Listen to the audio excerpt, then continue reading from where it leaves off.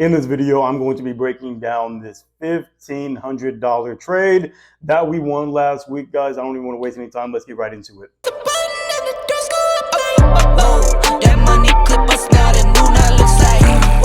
What's good, YouTube? It's your boy Tavion, otherwise known as Bullish Witsy, back with another video, guys. I looked at my channel and I saw, damn, it's been 2 months since I posted. But getting right back into this, guys, I wanted to break down exactly what happened in this trade. So for those who don't know, I am currently taking a funded challenge right now, and I'm going to be documenting my journey along the way. And during this process, what I realized that I'm going to do is I'm going to be focusing a lot more on the live trading aspect. Now, if you don't know, I am a swing trader, day trader. If you don't know what that means, it means I typically hold my trades for longer periods of time. I typically hold them from several days, maybe a week.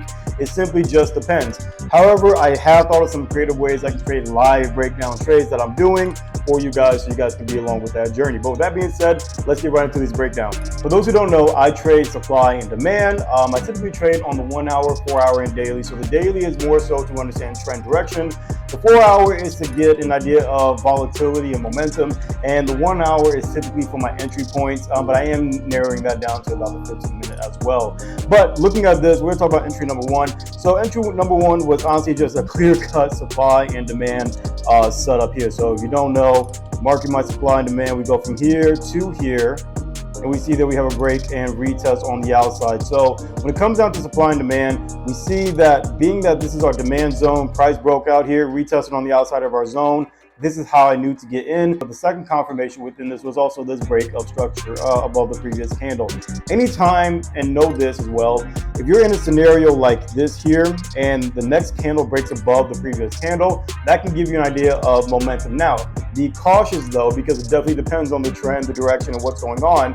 But being that there was a lot of volatility, especially on the daily, that price was moving upwards, this gave me that confidence to get in, and then that supply and demand retest is what gave me my first entry there. So looking at example number two, this was just honestly clear cut looking at key levels here. I saw that price was retesting on the outside of a similar key level compared to these other prices that we have here and here. And I saw that price also rejected off this price area here and gave us a shorter candle. But being that we just had a break and retest on entry number one, I was pretty confident in entry number two that price was going to still go up. And to just show this even further, mind the notes here, but this is what it looked like here. So I got in on those trades from here and I held it all the way to the end of price up here, roughly around, I think it was like 680, 620 I got out of, or 5 something. I don't know, the screenshots on the display, so you'll see where I got out. I'll say this, I'm grateful that I won the trade, but I know I could have held it longer simply because same thing I said on entry number one is the same thing that happened here on the daily.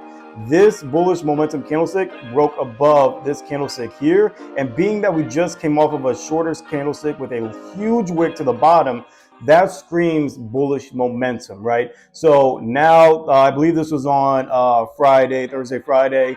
I didn't trade that day. It was NFP and whatnot. But I knew I definitely at least could have held it a little bit longer. But being that it was NFP and there was some major news coming out, I didn't even touch NFP. I didn't trade Friday. I just took my profits and got out. Going back to the 1 hour now, so we can look at the third entry. This was just another simple break of structure. So once I knew that this candlestick broke and closed above the previous high, this is what gave me further validation to get in for another buy. So again, looking back on the daily, we saw that there was huge bullish momentum. Price broke and closed on the outside of the previous low or previous high, therefore showing and indicating that price is still wanting to push up, which we see it still did. Now again, I can't remember based off the screenshot exactly where, but I know I got, oh actually no, I know exactly where I got out here, because if there's anything that I personally do, anytime there's a lot of shorter candlesticks rejecting off of the upside or downside, regardless, I'm typically getting out.